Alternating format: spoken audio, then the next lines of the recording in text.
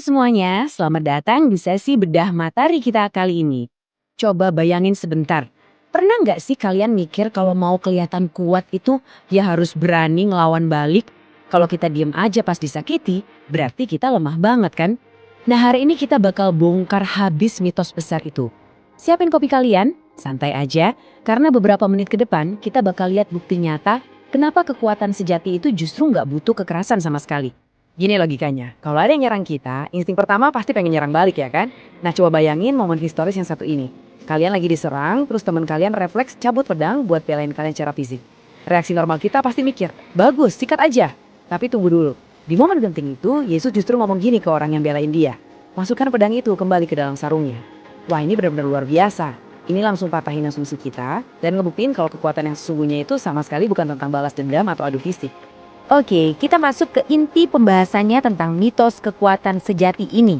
Pertanyaan terbesarnya, kenapa sih insting kita selalu pengen ngelawan balik? Jawabannya sebenarnya ada di sekitar kita. Di masyarakat, kondisi ekonomi, sampai iklim politik kita yang diam-diam tanpa kita sadar udah menormalisasi yang namanya konflik dalam keseharian kita. Istilahnya tuh budaya kekerasan. Tapi tenang, mari kita bikin simpel. Biar gampang, bayangin aja ini bukan cuma soal perang besar pakai tank atau rudal. Bukan itu. Budaya kekerasan itu udah terjadi pas hal-hal kecil kayak saling ngejatohin, balas-balasan komentar pedas di sosmed, atau pertengkaran kecil yang rendahin orang lain tuh mulai dianggap wajar. Dianggap kayak ya namanya juga hidup, biasalah. Padahal jelas-jelas tindakan kayak gini tuh ngerendahin martabat kita sebagai manusia kan?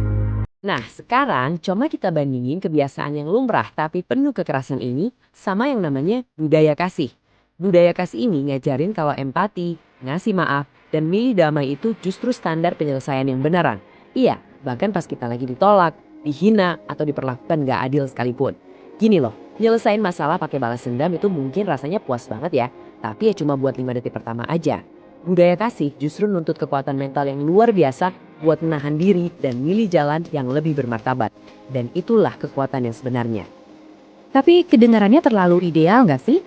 Terlalu di atas kertas? Makanya, mari kita lihat bukti nyatanya langsung di lapangan.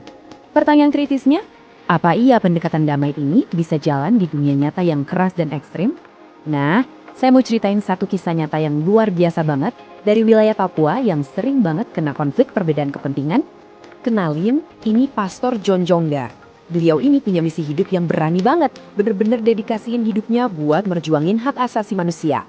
Beliau berdiri paling depan buat ngebelain masyarakat yang tertindas, termasuk para pedagang kecil yang sering jadi korban ketidakadilan. Dan tahu nggak fakta yang paling bikin merinding? Beliau lakuin semua pembelaan ini di tengah ancaman serius dari aparat loh. Dicurigai sana-sini tapi beliau sama sekali nggak mundur selangkah pun demi kemanusiaan. Terus gimana cara beliau ngelawan penindasan sebesar itu? Poin krusialnya di sini. Pastor John benar-benar nolak mentah-mentah yang namanya pakai senjata atau kekerasan fisik. Gak sama sekali. Sebagai gantinya, beliau milih senjata lain yang jauh lebih ampuh. Dialog, pendidikan, ngebangun kesadaran, sama kasih sayang antar sesama. Beliau ngebuktiin secara nyata kalau masalah sosial, politik atau ekonomi segila apapun tuh tetap bisa dilawan dan diubah pakai 4 cara ini tanpa perlu buang satu peluru pun. Nah, keberanian sekelas Pastor John ini sebenarnya nggak muncul gitu aja. Ini berakar dari sebuah standar historis yang cukup radikal di masa lalu, yaitu teladan damai dari kitab suci. Kita balik lagi sebentar ke momen penangkapan di Injil Matius yang kita obrolin di awal tadi. Coba perhatiin satu kata yang super kuat ini, sahabat. Di malam Yesus ditangkap, dikhianati, dan bahkan dijual sama salah satu orang terdekatnya sendiri yaitu Yudas, tebak apa yang terjadi? Yesus tetap natap dia dan manggil dia sahabat. Coba dibayangin sejenak punya mental sekuat itu. Dikhianati sampai berujung penderitaan, tapi tetap nolak buat balas dendam atau sekedar ngeluarin caci maki. Ini tuh demonstrasi tingkat tinggi yang ngasih lihat secara absolut kalau kasih dan pengampunan itu levelnya jauh lebih superior daripada kekerasan. Terus pertanyaannya, gimana caranya kita praktekin teladan historis ini ke kebiasaan kita sehari-hari? Apalagi kalau konfliknya udah terlanjur meledak. Gini langkah konkretnya. Kita harus berani buang ego dan jadi orang pertama yang buka dialog. Terus, aktif nyari jalan damai, saling maafin, nyari rekonsiliasi, dan turun tangan bantu pihak-pihak yang jadi korban. Ini bukan sekedar teori manis ya, ini benar-benar cetak biru. panduan aksi nyata buat pulihin lagi hubungan antar manusia. Oke, sekarang mari kita ambil napas sebentar. Kita turunin temponya. Dari tadi kan kita ngomongin konsep gede, kisah heroik, sama sejarah. Tapi sekarang saya mau ngobrol langsung sama kalian aja nih untuk bahan refleksi.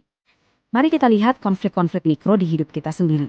Entah itu di rumah tangga kalian, di ruang kelas, atau mungkin di lingkungan kantor kalian hari ini. Coba dengerin dan renungin pertanyaan ini baik-baik. Siapa sih orang yang perlu kalian maafin secara aktif hari ini juga? Pasti ada satu nama yang langsung kepikiran barusan. Sering banget loh kita tanpa sadar masih melihara budaya kekerasan itu di dalam diri kita. Wujudnya apa? Ya kayak dendam kecil-kecilan, gengsi yang kegedean, atau keengganan buat nyapa duluan habis berantem. Jadi jujur aja sama diri sendiri, hubungan mana sih yang lagi macet cuma gara-gara kalian belum melepasin leas? Dan ini bawa kita ke tantangan terakhir di penghujung coffee break kita hari ini. Langkah nyata kalian hari ini tuh spesifik banget. Pilih satu aja hubungan atau satu orang yang tadi melintas di kepala kalian. Dan hari ini juga, putusin buat aktif ngasih maaf dan ajak mereka ngobrol duluan. Gak usah nunggu besok, apalagi nunggu mereka yang gerak duluan. Jadilah orang yang bawa damai secara proaktif. Makasih ya udah nemenin saya ngopi dan ngobrol santai di sesi ulasan kali ini. Sampai ketemu di materi kita selanjutnya, dan selamat mempraktikkan kekuatan sejati dari sebuah budaya kasih.